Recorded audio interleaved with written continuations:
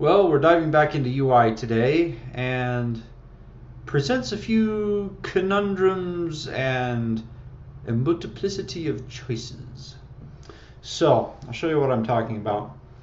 So we have the basic, we're running Trepo, an instance of Trepo on port 8081, and so we're going to connect to it, which is fine.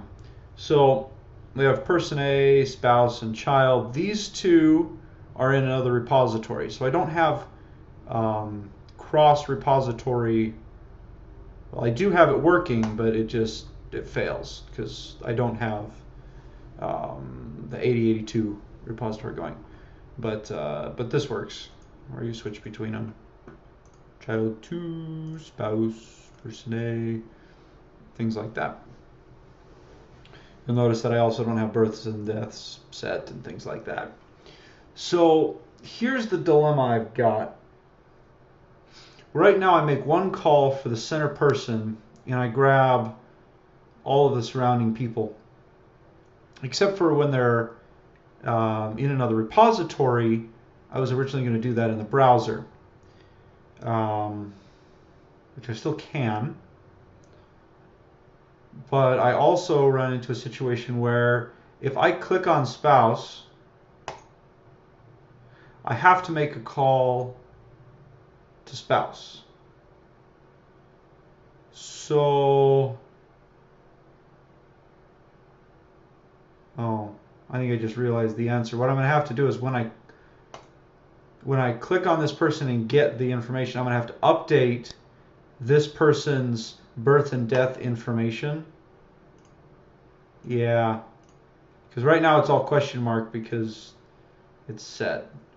Okay, well, that was easy. Oh, I just needed to do that. Okay, so the other thing is here, I guess I need to just call these two to get name, just name on these guys. And then when I click on this and it moves towards the center, at that point I follow the same. Yeah. Yep. That's what I'm going to have to do.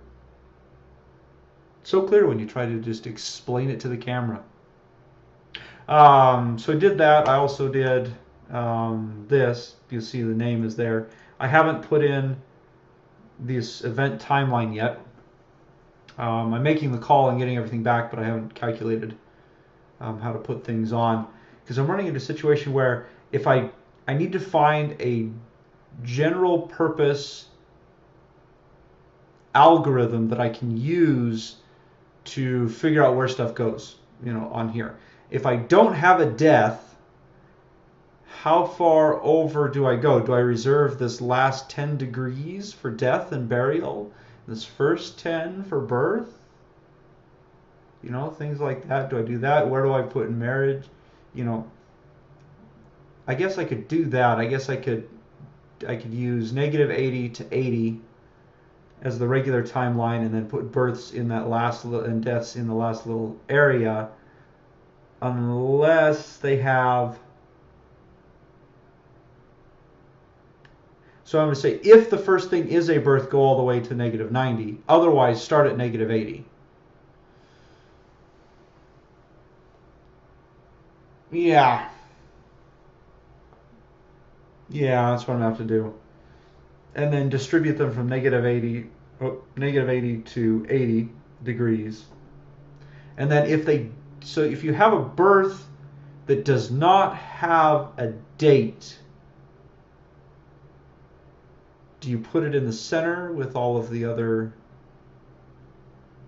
stuff? So there's some things like that I just need to work through and talk through. And I'll probably do a lot more off camera. So I've been working on that, plumbing stuff in, having to refactor a whole bunch of code. Which is not too bad because I knew I was going to have to do that anyway. So I need to get this working. Yeah. But it's good. If I do that, it'll fix it. Yeah. Oh, I need to start ordering by name. Fix the sorting functions. That's going to be a little interesting. Yeah. Deterministic sorting functions. But it'll be good. Spouse has 2 children. Yeah, because child 1 should be there. So, yeah, so I could sit here ruminating, or I could just, yeah, I'm gonna work some more today and see if I can figure out what the heck's going, I gotta figure out this algorithm. So, I also need to figure out how dates are going to work. Because it'd be nice to have, okay, little ticks on the inside that say about the approximate date range. But if there are no events, what is that? But if there's only one, what is that? And so I got to figure out some things. I also think I'm going to shrink this. Yeah. Okay, I'm done. Taking enough of your time. Take care, have fun, and I gotta go do some more design work on this.